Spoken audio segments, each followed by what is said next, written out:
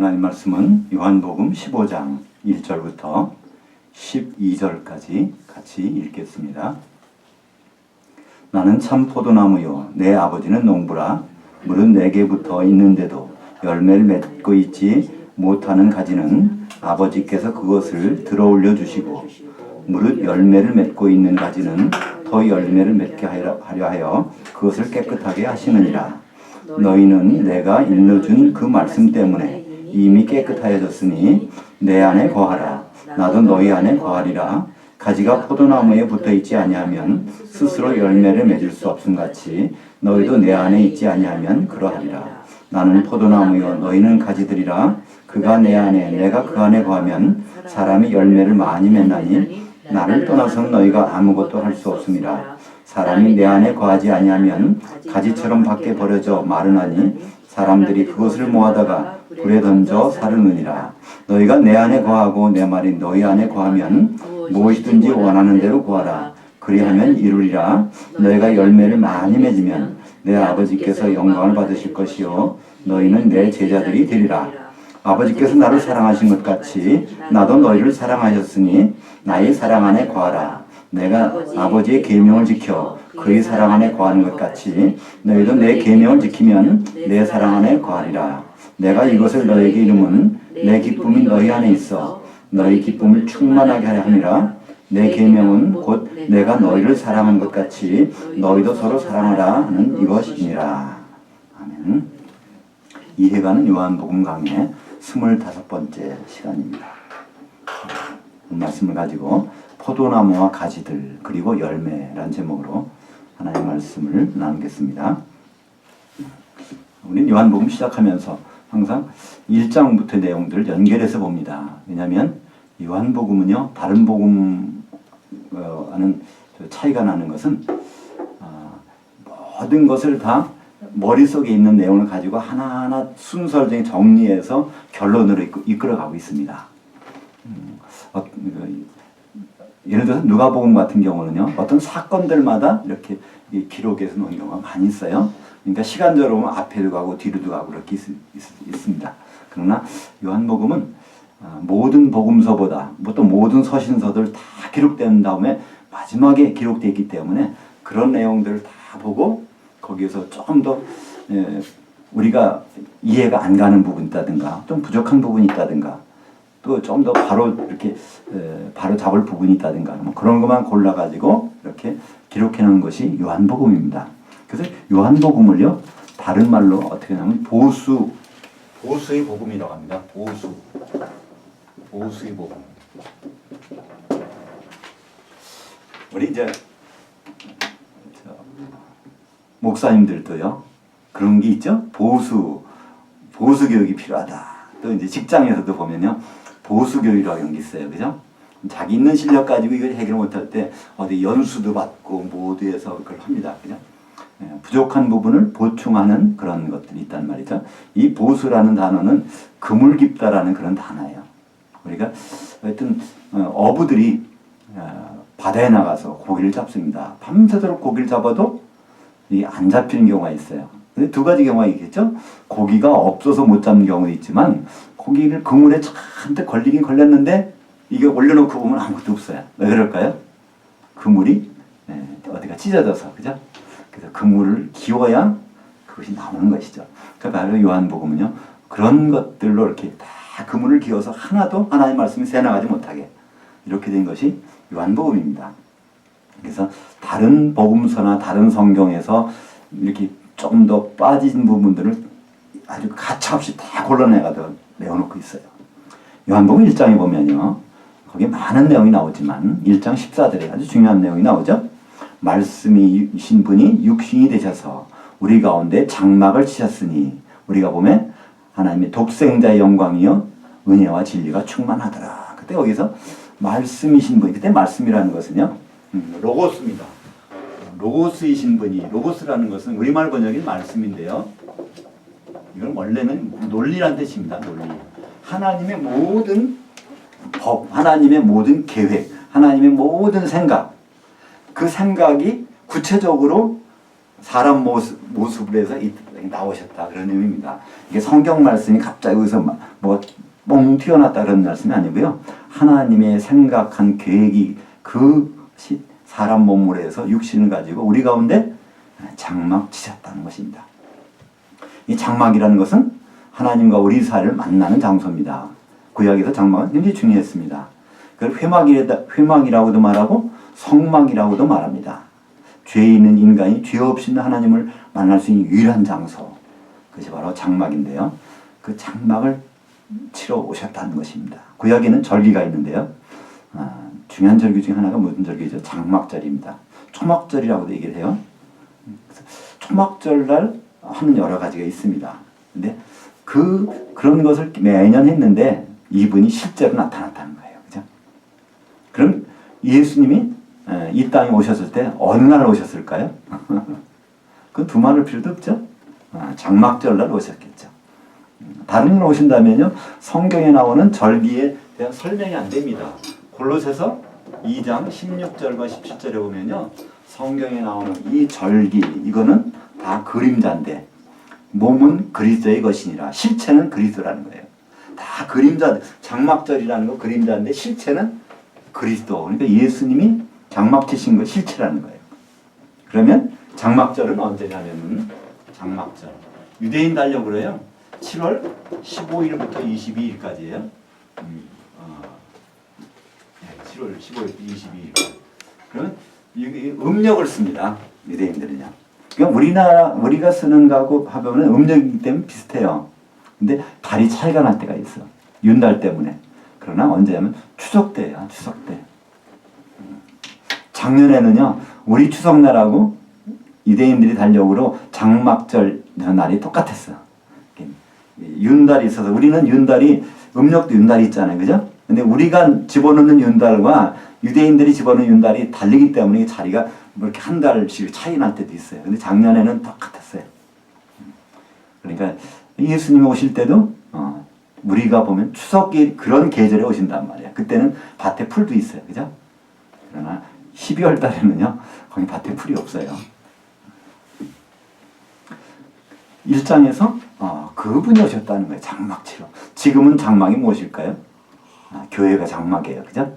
교회가 장막이고, 그리고 앞으로 새 예루살렘이 장막이고, 그렇습니다. 2장에 들어가면, 이제 거기서 가나 혼인잔치에서 일이 벌어지고요. 그 뒤에 바로 나오는 것이 예수님이 예루살렘에 가셨다가 성전 보고서 이것을 헐어버려라. 그러면 내가 3일 만에 이것을 일으키리라. 그러면서 뭐냐면 그것은 그 건물 얘기가 아니라 실제 이 건물은 그림자라는 거예요. 헤롯이 지은 성전, 거기서 하나님께 제사 드리고 하나님을 만나는 그 성전은 그림자고 실체는 예수님이라는 거예요. 그러니까 이 성전, 이거 그림자 헐어버려. 그럼 내가 진짜가 나올 테니까. 그러면서 예수님이 무덤 속에서 3일간 있다 나오시는 거, 그거를 말씀하고 있습니다. 그다음에 3장에 가면 니고데모가 밤에 찾아왔어요. 유대인이 관원이고 바리새인이고, 그러니까 성경에는 아주 잘하는 사람이야. 근데 거듭난다는 걸 모르잖아요.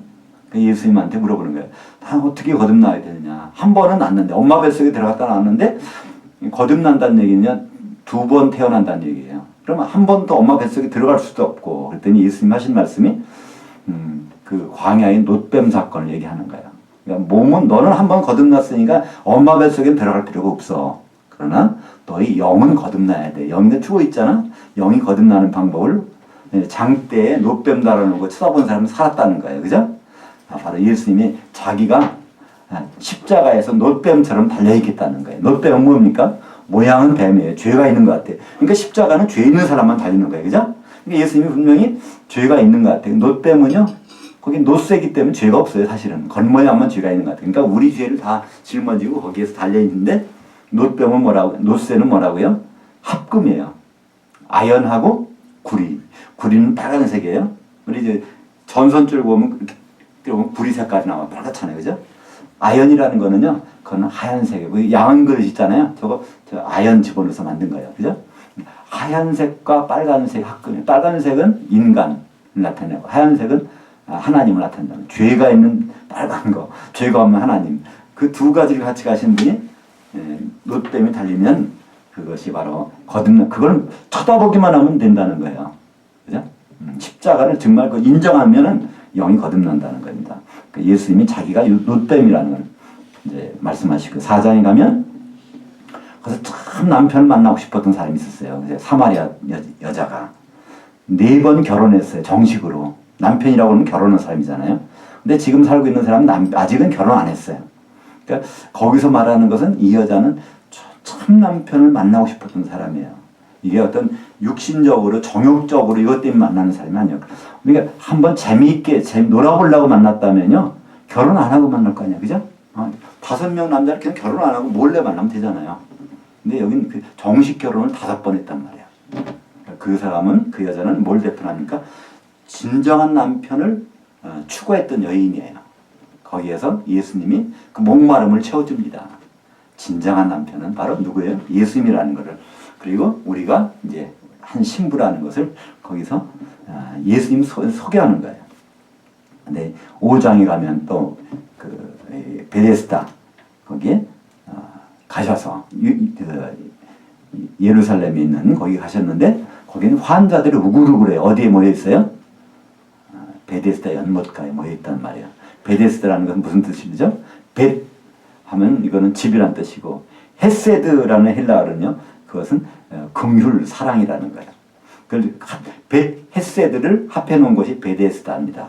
그러니까 하나님의 긍휼을 베풀어주는 집에만 가면 무슨 병이든지 나을 수 있어. 근데 거기에 모여있는 사람 중에서 한 사람은 38년 동안 거기 있었지만 기회가 없었어요.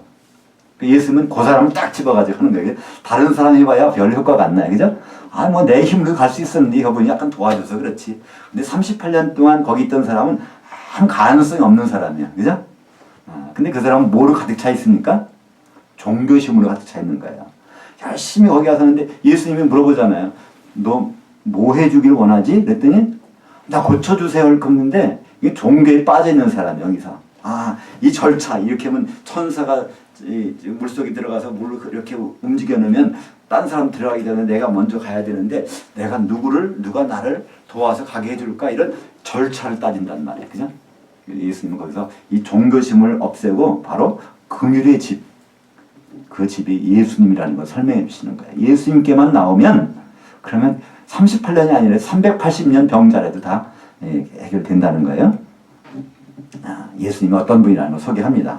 거긴 베데스다가 되시는 예수님.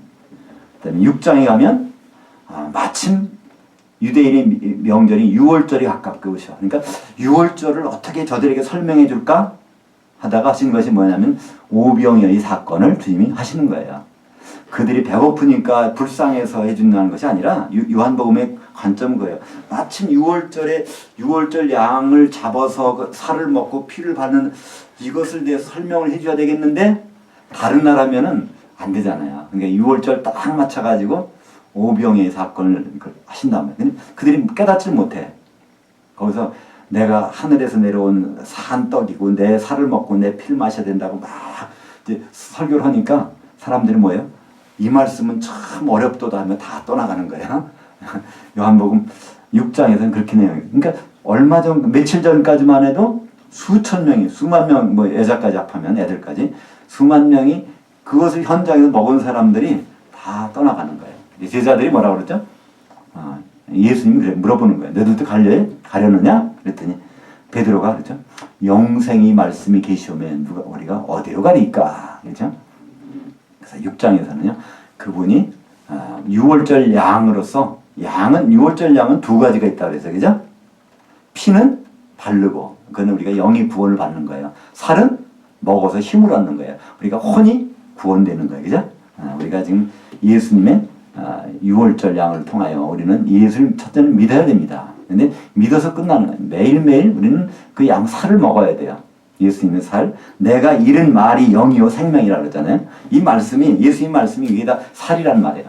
그게 7장에 가면 유대인의 명절인 초막절이 나옵니다. 장막절이라고 하던데.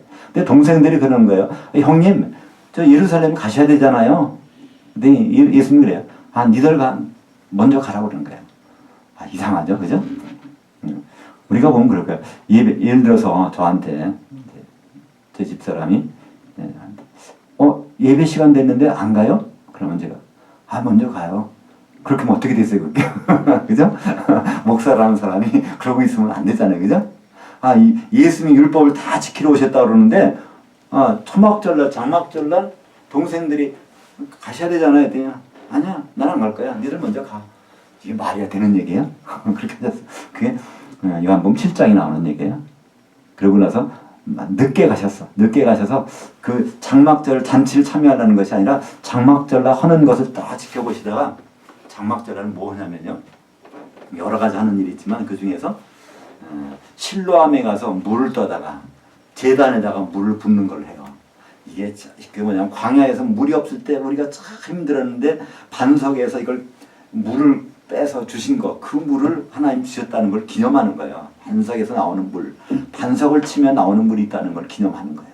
그랬더니 예수님이 여기서 목마른 자는 다 내게로 와서 마셔라.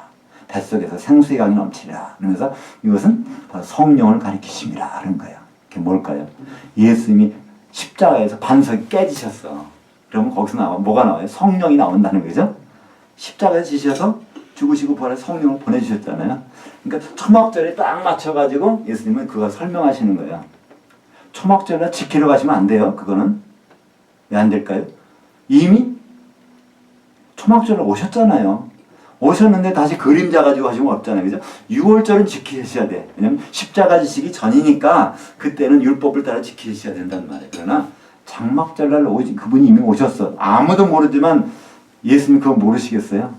말씀이시면 이 장막을 치러 그때 장막절날 오셨는데, 근데 사람들은 그걸 모르고 계속 이제 그거 하고 있으니까 오히려 늦지막하게 가서 마지막 날에 그 말씀하시죠. 8장에 가면 가늠하다 현장에 잡힌 여자가 나왔어요. 그 여자가 누군지 우리는 알 수 있어요. 이 여자 돌로 치라고 했습니다, 율법에. 근데 간음에서는 다 죽이라고 돼 있는데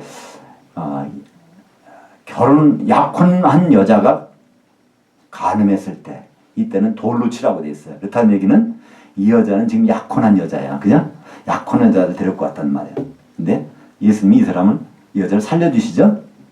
그러니까 돌에 맞아 죽을 수밖에 없는, 우리가 다 돌에 맞아 죽을 수밖에 없어요, 그죠?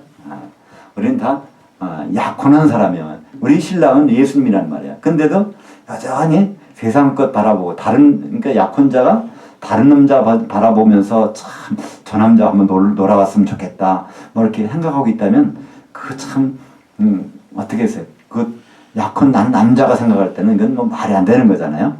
그런 여인, 간음하다 현장에 잡힌 여인마저도 거기에 가면 구원해 주시는.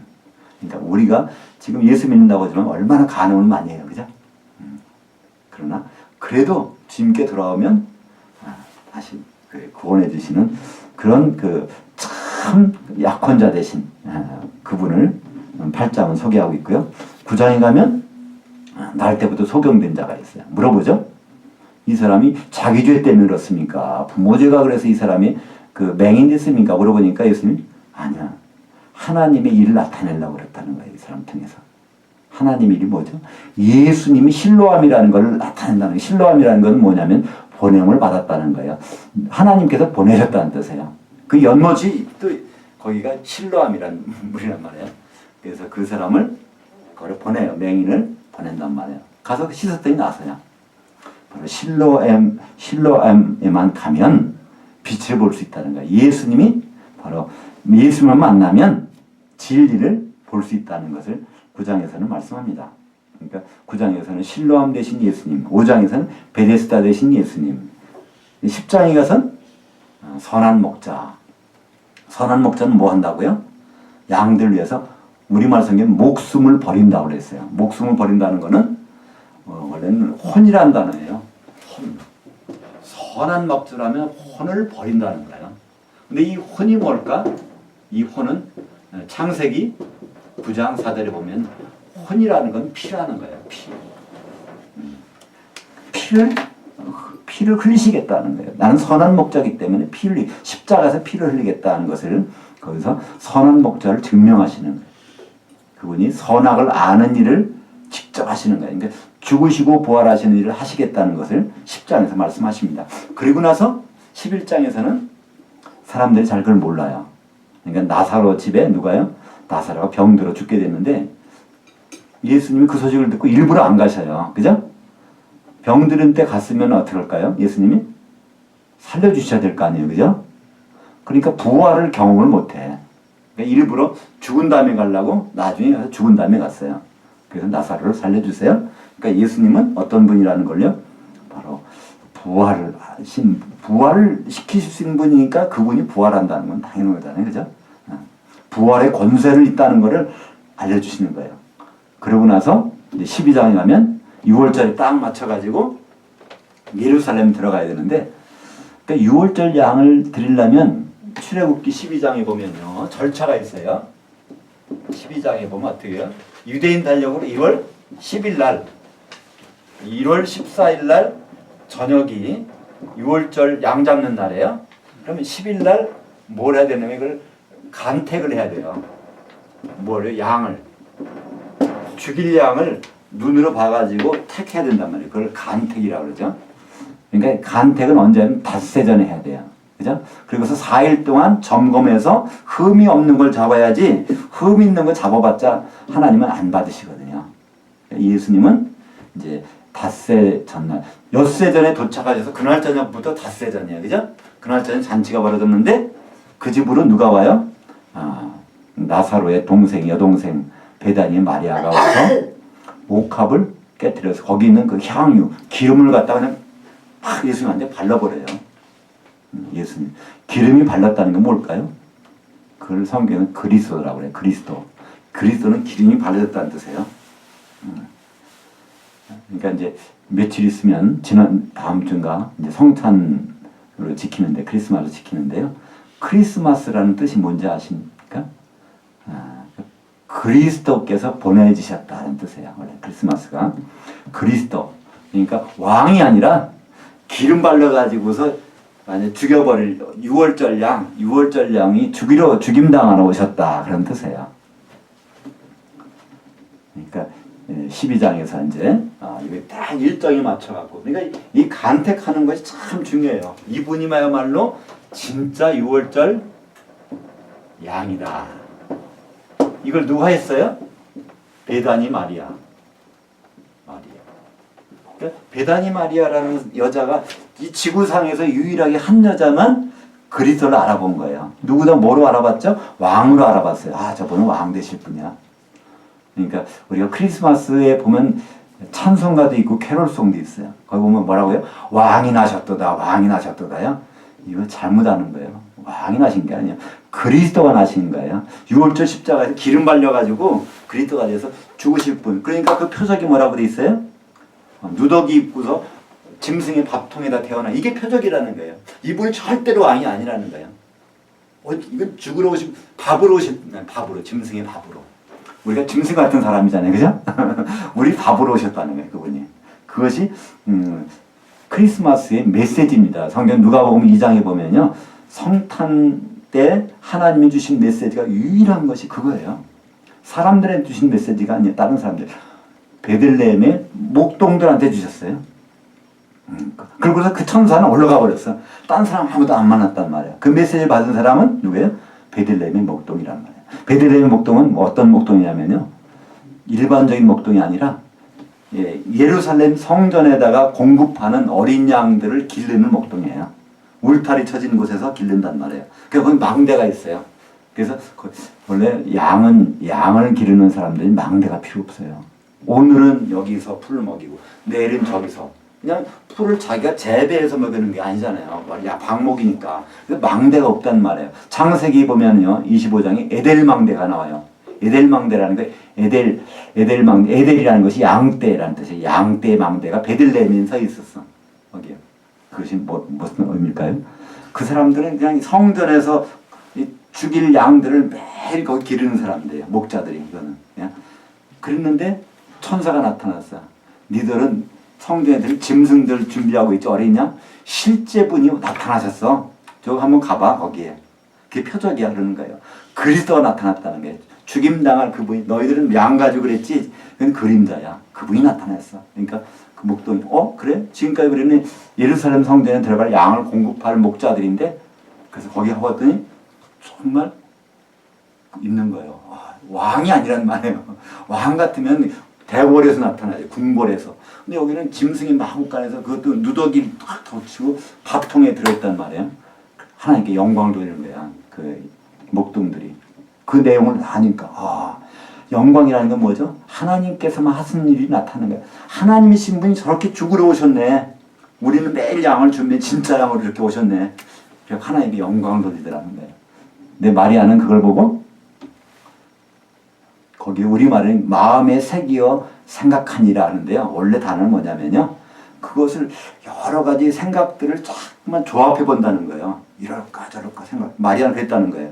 그게 무슨 말일까요? 마리아가 임신할 때는 왕이라고 그랬어요. 그죠? 왕이 날 거래요. 그 왕은 앞으로 천년왕국의 왕이라는 메시지였어요. 근데 이 마리아는 좋았지. 남은 게 왕이다. 그럼 내가 황후가 되는 거예요. 황후. 그죠? 태후 마마가 되는 거예요. 근데 막상 그러고 나서 10달 동안 살림이 변하는 게 없어요.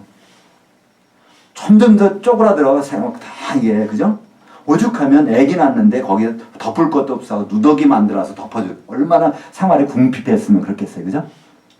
그리고, 그러니까 사람들은 사람이 많아가지고 뭐 여관에 못 들어가서 거기 말통이 있다 그러는데요. 돈 저쪽 없어서 그래요. 돈만 있어 보여서요. 뭐 다른 사람 돈 더 주면 들어가는 거지. 그죠? 어떻게 돈이 없다는 걸 알 수 있어요? 누더기 덮었단 말이에요. 그 애기한테. 오직 돈이 없으면. 그러니까 마리아는 의심했을 것 같아요. 분명히 왕이라고 그랬는데 점점 생활이 쪼달려. 근데 갑자기 베들레헴에서 어떤 목자요? 예루살렘 성전에다 양 공급하는 도살할 양 공급하는 목자가 와서 진짜 양 여기서 그리스도가 나셨대. 그거를 천사들이 전해줬다고 하니까 마리아는 그러는 거예요. 왕인 줄 알았는데 재물이라고? 그래서 거기서 여러 생각을 머릿속에서 이렇게 연결시켜 보더라. 그게 이제 누가복음에서 2장 19절에 그 말이 나와요. 마리아는 여러 생각을 머릿속에서 연결시켜 보더라. 이렇게. 그러면서 마리아는 얼마나 참 그랬을까요? 그러고 나서 30년 지나도록 예수님은 하는 게 없어. 30년 지난 다음에 가나 혼인잔치에서 한 건 했잖아요. 그죠? 그게 뭐 될 줄 알았는데 예수님 뭐라고 그래요? 여자여, 나와 무슨 상관이 있냐. 그런 거예요. 당신 생각하는 거하고 내가 하는 거 너는 전혀 못 깨달아요. 그런 뜻이에요. 당신은. 이거는 내가 해주지만 전혀 그건 못 깨달아요. 그런 뜻. 결국은 예수님은요. 마리아는 못 깨달았어요. 왕이 될 줄만 알았어. 그래서 나 죽으러 갑니다 할 때 갈 때도요. 왕 될 줄 알고 죽음의 준비를 아무것도 안 해오잖아요. 그 마리아는 그래서 거기 가서 허겁지겁 향유 시체가 됐는데 거기가 발로 줘야지. 그래서 예루살렘에 가서 향을 구하러 다니는 마리아 모습을 성경은 보여주고 있단 말이에요. 그죠?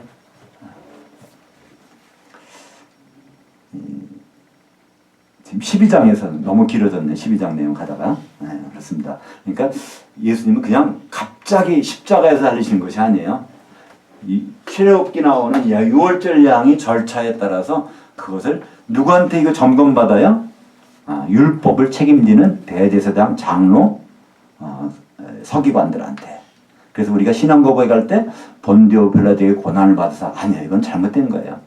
성경에는 분명히 마태복음 16장 21절에 내가 이제 예루살렘에 가서 누구에게?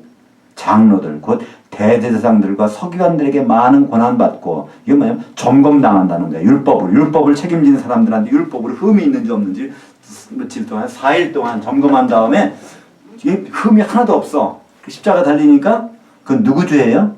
예수님 죄가 아니란 말이에요. 그죠? 우리 죄가 달린 거야. 확실한단 말이에요. 그래서 아무리 점검해봐도 흠이 없다니까. 그걸 누가 선포해요? 빌라도가 나는 이 예수한테서 죄를 찾아보지 못했다 3번씩이나 말한단 말이야. 그렇죠? 그러니까 그분은 결국은 죄가 없었어요. 대신 우리 죄가 거기 달렸다는 것을 이제 알게 됩니다. 그래서 이제 13장에 가면 이제 잡히시기 바로 전날 밤 몇 시간 전에 세계명을 주세요. 서로 사랑하라. 그 사랑이 어떤 사랑이에요? 내가 너희를 사랑한 것 같이 서로 사랑하라. 이게 지구에 없는 사랑으로 사랑하는 거예요. 지구에 있는 사랑은요, 어떤 사랑이에요? 이해관계가 있어야 돼요. 그죠? 그 사랑에는 여러 가지 단어가 있잖아요. 근데 아가페라는 단어는 지구에 없는 단어예요. 그거는요. 하나는 일방적인 단어. 어떤 단어예요? 역지사지의 사랑이라고 하면 역지사지. 상대방 입장으로 내려와서 하는 사랑이에요. 그죠? 그러니까 우주 바깥에, 우리가 셋째 하늘에 못 올라가니까 그분이 오셨어요. 여기까지. 아주 얼마나 장거리 여행을 하셨어요. 아주. 그죠? 두 번째는 어떻게 됐어요? 그분이 하나님이신 분이 사람으로 그냥 낮아지셨어요. 우리가 개미 불 속에 개미가 문제가 생겼어. 막 개미굴 속에서 막 불이 났다고 생각해 보세요. 저걸 어떻게 구하지? 유일한 방법은요, 내가 개미가 돼야 굴 속에 들어갈 거 아니에요. 그죠? 우리 하나님이신 분이 인간이 되셨어요. 얼마나 불편하셨겠어요. 그죠? 그게 내가 너희를 사랑한 것처럼 너희를 사랑하라는 거예요. 그죠? 우리는 남을 사랑한다고 우리는 그러잖아요. 저 사람 버릴 거 쳐주려고 그래요. 그죠? 저렇게 내 남편이 저래야, 내 아내가 저래야 딴 사람한테 사랑받겠지? 그러니까 이렇게 고쳐주려고 한단 말이에요. 그죠? 근데 하나님은, 예수님은 어떻게 해요? 아니, 자기가 그렇잖아. 그렇게 돼버리시는 거예요. 아예 위통 벗고 대야에다 물 떠다가 무릎 꿇고 앞에서 이렇게 너 이렇게 내가 하는 것처럼 너희도 이렇게 해 그러시잖아요. 그죠? 그러니까 하나님의 사랑은 그런 사랑이에요. 입장으로 남을 바꾸려고 하는 것이 아니라 자기가 바꿔져서 변화돼 갖고 하는 사랑, 그런 사랑을 한번 해보라는 거예요. 우리는 결혼식장에서 그러죠. 남편은 사랑해야 됩니다. 사랑해야 됩니다. 세상 사랑은 그건 불가능해요. 그죠? 어떤 말이냐면 그리스도의 사랑으로 사랑하는 거니까 내가 그 위치에 내려가서 사랑하는 사랑으로, 세상에 없는 사랑으로 해보라는 거예요. 그거는 내 속에서 안 나와요. 어떻게 나오죠? 하나님 사랑을 내가 반사해서 내가 비추는 수밖에 없어요. 나는 거울이 돼야지 내 속에서 뭐를 만들어내려고 그러면 이거는 불가능합니다. 14장에서는요, 지난주에는 또 다른 보혜사를 보내주신다고 했어요. 근데 원래 그 단어가 어떻게든 알로스 파라클레토스. 보혜사라는 것은 변호사라는 뜻이에요. 그죠? 파라클레토스. 그러니까 변호사를 보내주시는데 또 다른 똑같은, 지난번에 말씀드렸듯이 그 알로스라는 단어를 써요. 그러니 이런 거, 요거와 알로스라고 그래요. 똑같은 거예요. 그러니까 지금 성령께서는 예수님과 하시는 일, 하시는 생각, 모든 것이 완전히 똑같다는 거예요. 그런 분을 보내신다는 거예요. 예수님이 그렇게 하시면서 가시겠다는 거예요. 근데 오늘 사실 15장의 핵심은 15장 26절입니다. 우선 15장 26절을 한번 보고 처음부터 들어갔으면 좋겠습니다. 15장 26절, 내가 아버지께로부터 너에게 보내는 보혜사 곧 아버지께로부터 나오신 진리의 성령이 오실 때 그가 나를 증언하실 것이요. 이 성령이 누구냐면요, 예수님을 증언한다. 그러니까 사실 우리말 번역은요, 개역 성경에는 증거라고 돼 있어요. 증거. 개역 개정에는 증언이라고 그러는데요. 사실 이 단어가 좀 더 좋습니다. 사실 이거 증명한다는 거예요. 증명. 확증한다는 거죠. 확증. 이 증언이라는 것은 말로만 하는 거예요. 말로만. 그러니까 좀 약해요. 그래서 성령께서 하시는 일이 뭐냐면 예수님이 누군지를 증명해 주시는 분이에요. 우리는 예수님을 눈으로 본 적이 없단 말이에요. 그래도 우리가 왜 어떻게 믿어질까요? 그분이 성령께서 우리를 도와주시기 때문에 의심이 안 생기잖아요. 생겼다가도 금방 사그러들어. 왜냐하면 성령께서 우리를 도와주시기 때문에. 그러니까 성령이 하시는 모든 일은요, 예수님 여기 계신 거 이상으로 확실하게 예수님이 누구시라는 걸 우리에게 알게 해주신 분입니다. 그분이 바로 성령.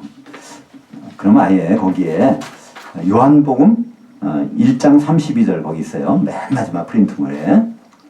요한이 또 증언하여 이르되 내가 보매 성령이 비둘기같이 하늘로부터 내려와서 그의 위에 머물렀더라. 그러면 이것은 무슨 말씀일까요? 성령이 비둘기라는 말씀일까요? 그렇지 않습니다. 성령은 뭐 하신다고요? 예수님이 누구라는 걸 증명해 주는 분이야. 그러면 누가 비둘기라는 거예요?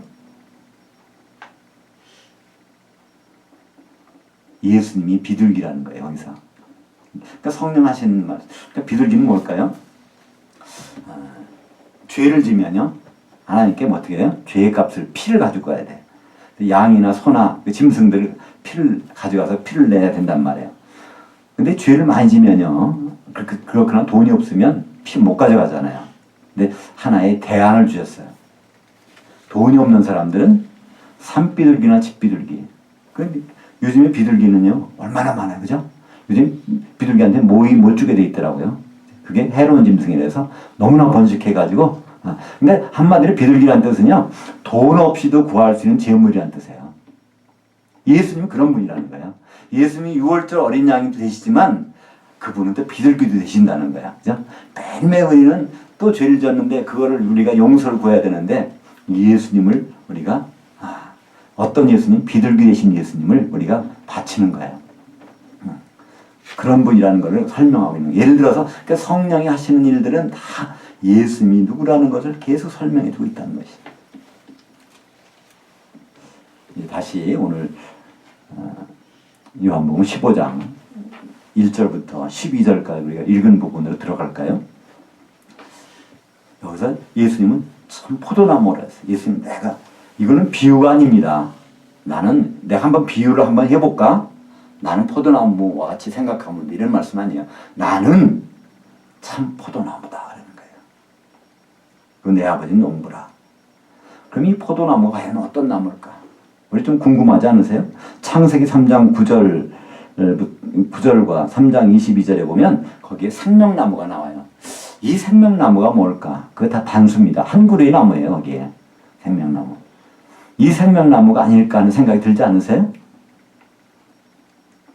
근데 레위기 23장 40절 한번 읽어볼까요? 장막절 첫날에는 너희가 영광나무의 열매와 종려나무 가지와 무성한 나무 가지와 시내모들을 취하여 너희 하나님 여호와 앞에서 이래 동안 즐거워할 것이라. 장막절날 할 일이 있어요. 그때는 뭐가 필요하면요. 우리말 성경에는 아름다운 나무라고 그랬어요. 영광나무에 그 열매를 갖다 놔야 되거든.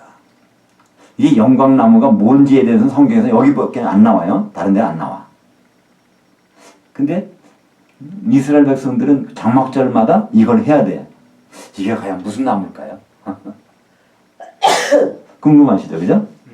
그 열매를 갖다 놔요. 그거 놓고서 들고. 근데 만약에 이걸 몰랐다면 누가 질문했을 거 아니에요. 그죠? 질문한 내용도 성경에 기록됐을 것 같아요. 근데 아무도 질문 안 했어요. 다 안다는 얘기예요. 그죠? 영광나무가 뭔지. 대신 지난번에 한번 그 말씀 우리 강도사님은 골프 쳐보셨나요? 골프 치는 분들은 그 영광 여기서 영어로 하면 아너인데 그거에 대해서 아신다고 그러더라고요. 그리고 오너라고 그러는데요. 오너. 그 골프 가서 이렇게 맨 먼저 칠 수 있는 자격이 있는 사람 그걸 오너 잘 친다는데. 그러니까 최고란 뜻이에요. 최고. 명예라고 할까? 명예 전당할 때 이 단서가 아너라는 얘기예요. 그런 나무, 최고의 나무가 누구겠어요? 우리가 요한계시록 가보면 거기서 우리가 생각해 볼 수 있는 힌트가 나옵니다. 요한계시록 22장 1절 한번 읽겠습니다. 2절까지 또 그가 수정같이 맑은 생명수의 강을 내게 보이니 하나님과 및 어린 양이 보좌로부터 나와서 길 가운데 흐르더라. 강 좌우에 생명나무가 있어 12가지 열매들을 맺되 달마다 그 열매를 맺고 그 나무 잎사귀들은 만국을 치료하기 위하여 있더라. 이걸 한번 그림으로 생각해 보세요. 거기 생명강이 있어요. 생수가 흐르는 강. 물론 성령이시겠죠?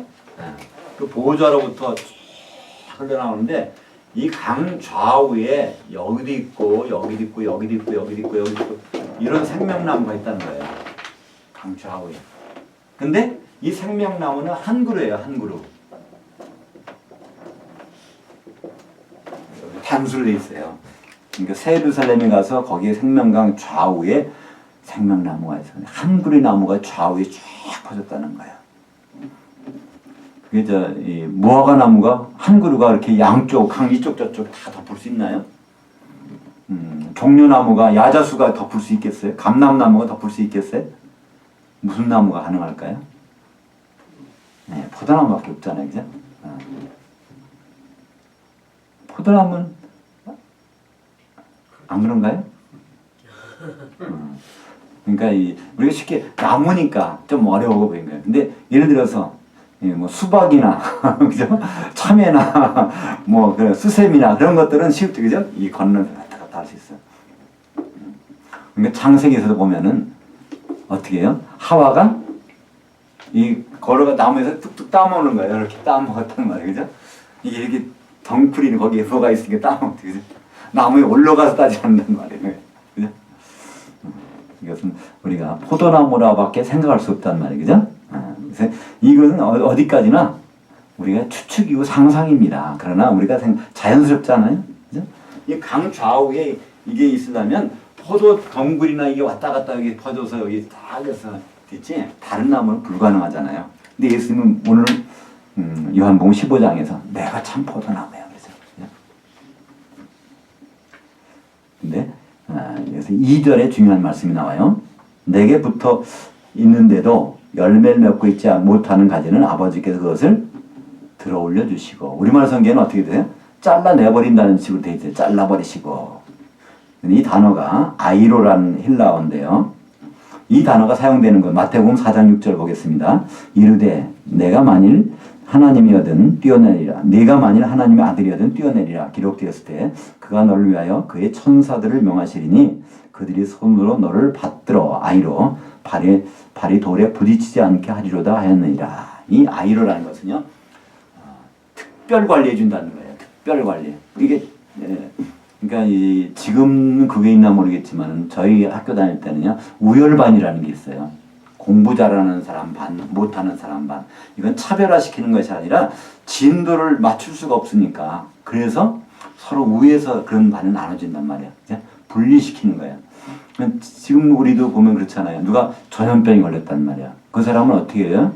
일단은 격리시켜서 다 낫게 해준 다음에 다시 합하게 해놓잖아요. 그죠? 여기서도 바로 그런 단어입니다. 이것이 격리시켜서 분리 특별 관리해 주신다는 거예요. 여기 붙는데 내게 붙어 있는데도, 이 나무에 붙어 있는데도 열매, 여기 떨어져 있는 게 아니에요. 지금 붙어 있어. 그 내 안에 거라 붙어 있단 말이에요. 근데도 열매가 안 맺어? 그러면 주인이 어떻게 하신다고요? 이거 무슨 문제가, 이게 보니까 그늘진 데가 나무가 쭉 떨어져 있네? 그럼 올려줘야 될 거 아니에요. 요 앞에 앵두나무가 있어요, 우리 집에. 근데 그늘진 쪽에서는요, 앵두가 한 개도 안 열려요. 햇빛 뜨는 쪽만 앵두가 쫙 열려요. 그러니까, 예수님께 붙어 있으라는 거예요. 붙어 있기만 하면, 그러면 이제, 그 알아서 거기서 해결해 된다는 거예요, 여기서. 근데 이것을, 어떤 분들은, 굉장히 두려운 말씀이라고 그래요. 내가 오늘까지 잘 믿었는데, 이렇게 언제 내가 잘라질지 모르겠는데, 이렇게 어렵게 받아들일 수 있습니다. 그러나, 이 아이로라는 동사는요, 두 가지 의미가 있어요. 자른다는 의미도 있어요. 그러나, 받들어준다는 의미도 있단 말이야. 근데 그건 문맥상에서 우리가 봐야 돼요. 이 전체 문맥을 보면, 내 안에만 있으면 문제 없다 이런 얘기잖아요. 그죠? 내 안에만 있으면. 그래서 내 안에만 붙어 있다고 하면, 열매 못 맺고 있어? 그건 아버지께서 붙어만 있다면 되는 거야. 그런 뜻이에요. 우리가 서로 그 몸에 붙어 있는, 바로 이 몸은 뭡니까? 지금은 교회입니다. 이 포도나무는요, 교회예요. 어떤 교회는 포도나무 교회도 있어요. 여기서 이름을 따온 것 같아요. 포도나무 교회. 바로 예수님이 몸인 그런 교회를 말씀하고 있습니다. 근데 여기서 바로 너희라는 건 제자들 얘기하는 거예요. 그죠? 그러니까 포도나무에 붙어 있다는 게 성도를 지금 얘기하는 것입니다. 성도 아닌 사람 붙어봐 이건 소용없어요. 여기다 다른 가지를 접붙여 보세요. 아무나 접붙이면 안 돼요. 거기마다 맞는 것들이 있단 말이야. 그죠? 성도들이 여기에서 붙어 있는 것을 얘기합니다. 저거 보면 다 내 안에 거하라. 내 안에. 전부 내 안에라는 말이 얼마나 많이 나오는지 몰라요. 내 안이라는 건 뭘 뜻일까요? 그리스도 안에. 지금 그리스도는 안 계세요. 근데 그리스도께서 그 몸은 어디다 두셨어요? 교회. 그러니까 교회를 이루고 있다 하면 그것이 바로 그리스도 안에 있는 것입니다. 그래서 그렇지 않으면 불에 던져 사르느니라. 이거는요 지옥 보낸다는 얘기 아니에요. 예수 믿다가 이거 지옥 보내시나 떨어졌다고? 아닙니다. 고린도전서 3장 15절 읽어볼까요? 누구든지 그 공적이 불타면 해를 받으리니 그러나 그 자신은 구원을 받되 불 가운데서 받은 것 같으리라. 그러니까 이 나무에서 붙어 있다가 떨어져 나가. 그럼 지옥 보낸다는 얘기 아니에요. 적어도 이 나무에 붙어 있다는 얘기는 예수 믿었다는 얘기예요. 그죠? 그럼 불 가운데 없는 구원이라도 받았는데 예수님이 공중에 오실 때 거기는 붙지 못한다는 얘기예요. 그러니까 우리가 이 영이 거듭나고 내가 하나님 이게 구원받는 거는요 내 실력을 받는 것이 아니기 때문에 그 구원받은 사람은 그것이 무효될 수가 없어요. 하나님의 은혜를 받은 거예요. 근데 불 가운데 구원받는 것 같은 그런 상황이 올 수 있다는 거예요. 뭐가 안 되면 이 나무에 붙어 있지 않냐면 가지가 우리가 한 몸이 되지 않냐면 그렇다는 거예요. 그래서 우리의 신앙이 사실은 시작은 나로 시작하지만요 항상 우리로 돼야 돼요. 그걸 성경에서는 끊임없이 말씀하고 있습니다. 그래서 요한복음 13장 34절 결국은 똑같은 얘기예요.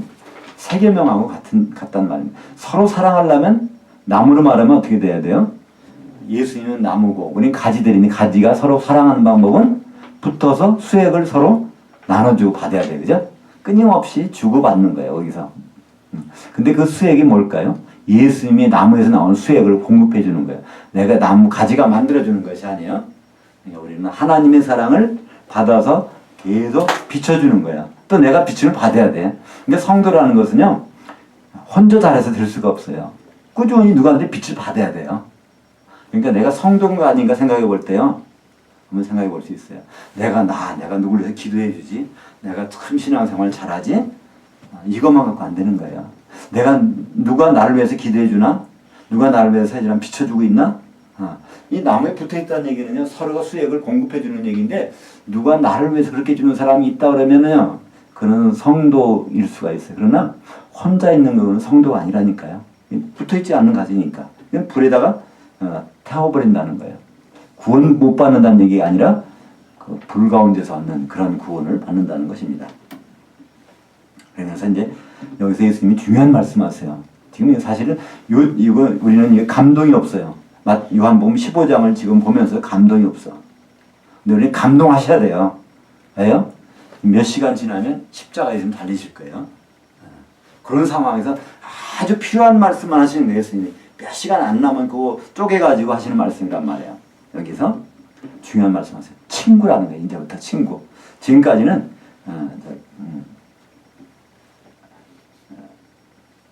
사람이 친구들로 13절에 보니까 13절부터 16절, 17절까지 읽겠습니다.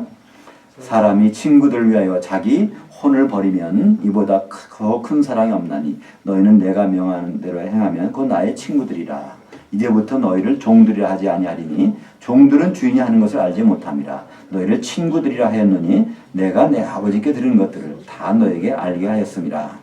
너희가 나를 택한 것이 아니요 내가 너희를 택하여 세웠나니 이는 너희로 가서 열매를 맺게 하고 또 너희 열매가 항상 있게 하여 내 이름으로 아버지께 무엇을 구하든지 다 받게 하려 함이라. 내가 이것들을 너희에게 명함은 너희로 서로 사랑하게 함이라. 이 결론은 서로 사랑하라는 거예요. 서로 사랑하려면 혼자는 불가능해요. 그죠?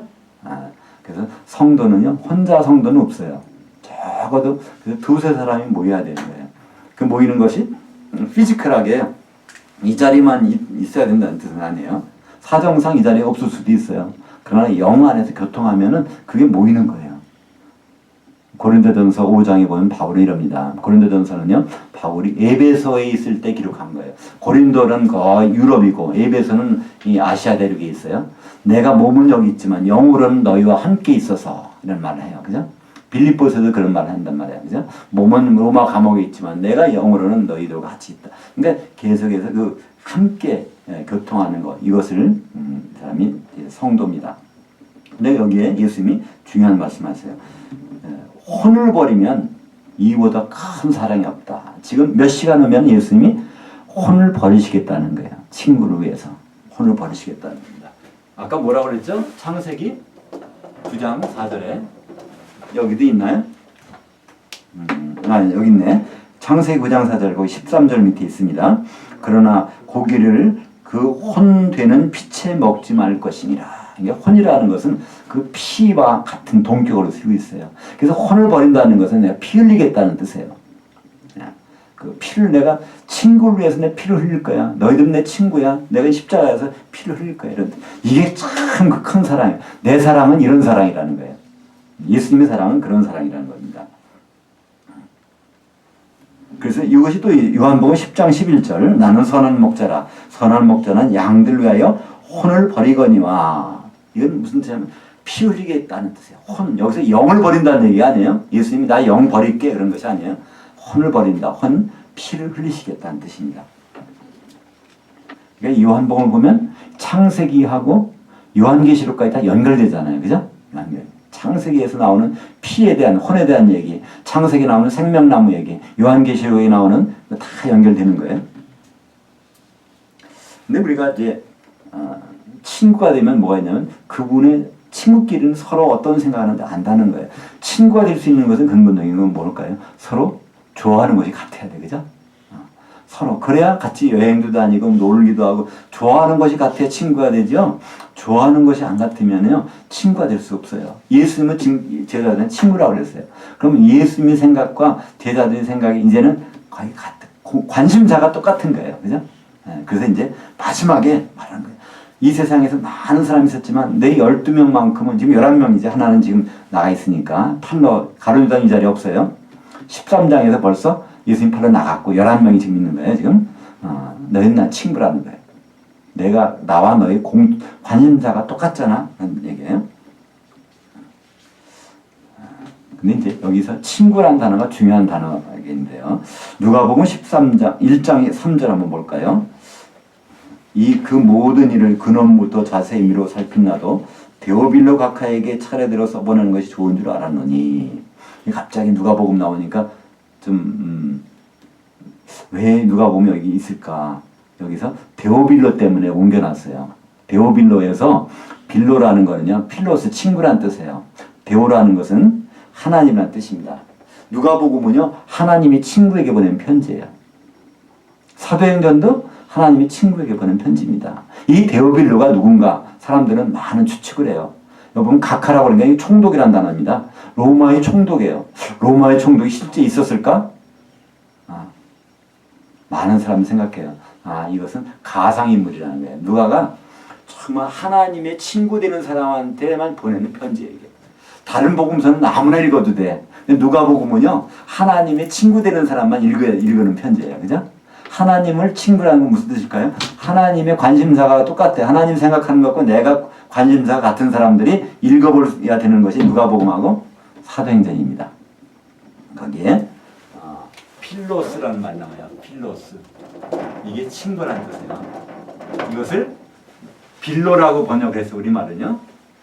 데오빌로, 데오라는 것은 떼오스, 이것은 하나님입니다. 하나님이 친구에게 이 편지를 씁니다. 그런 거예요. 그러니까 누가복음의 내용들은요. 그래서 비밀한 내용들이 많아요. 그죠? 그래서 우리가 내가 죽으면 어떻게 되나? 누가복음 16장에 보면 나오잖아요. 그죠? 부자는 음부에 가고 나사로는 이제 아브라함 품 낙원에 가고 궁금한 상황들이 다 거기서 해결되는 거예요. 그죠? 누가복음 읽어보면 하나님과 공통적인 관심을 갖고 있는 사람들에게는 다 알게 쓰여진 것이 누가복음이란 말이에요. 더구나 사도행전이 없다고 생각해 보세요. 도대체 무슨 일이 벌어졌을까 모르잖아요. 그죠? 사도행전도 누가가 누구한테 썼어요? 데오빌로한테 썼단 말이에요. 데오스 하나님, 필로스 친구. 여기서 친구란 단어가 지금 예수님이 사용하시는 거예요. 바로 이제 너희들이 내 친구야 하는 거예요. 그러니까 우리가 지금 우리는 뭐가 소원입니까? 뭐 소망이죠. 예수님과 친구 관계가 되는 거예요. 놀러 다니는 것이 아니라 관심이 똑같단 말이에요. 공통적인 관심사. 누가 친구가 됐어요? 지금 계속해서 나는 나무인데 여기 붙어 있으면 가지들이 되면 이게 제자고 친구야. 지금 말씀하고 있습니다. 그래서 우리는요. 예수님이 친구가 되는 것은 혼자는 불가능합니다. 같이 있어야 돼요. 누가 잠깐 빛을 비춰줘야 나한테. 나도 계속해서 비춰줘야 돼요. 그러다 보면 이게 친구가 되는 거예요. 서로 관심사 같이 되는 거예요. 바로 요한복음은 27절까지 있는데 오늘은 여기서 마치겠습니다. 포도나무와 가지 그리고 열매. 포도나무는 예수님, 가지는 우리 성도들입니다. 제자들이고. 그리고 열매는 뭘까요?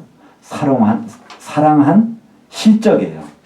가지들이 서로 사랑한 실적이 나타나는 붙어있다는 증거란 말이에요. 붙어있어서 이 가지는 다 포함되는 거예요. 뿌리와 줄기와 잎사귀가 포함되는 거예요. 그들이 계속해서 끈끈한 관계를 유지하면 뭐가 나타나요? 열매. 근데 열매가 없다 그러면 뭘까요? 뿌리가 병들었든지 가지가 꺾어졌든지 잎사귀가 햇빛을 못 받고 있든지 그럴 거잖아요. 흠이 난 거예요. 그죠?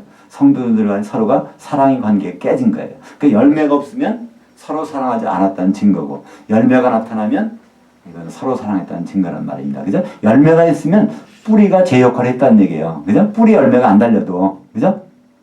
줄기도 제 역할을 했다는 얘기예요. 잎사귀도 제 역할을 했다는 말입니다. 그러니까 포도송이가 있어. 포도송이가 달렸는데 포도송이가 있다는 얘기는 저들이 서로 사랑했구나. 하나님이 인정해 주시겠다는 얘기예요. 바로 예수님이 이것은 마지막에 남기고 하신 말씀입니다. 얼마나 이것이 중요한 유언인지 몰라요. 제자들은 그때까지 깨닫지 못했지만요. 기도하겠습니다.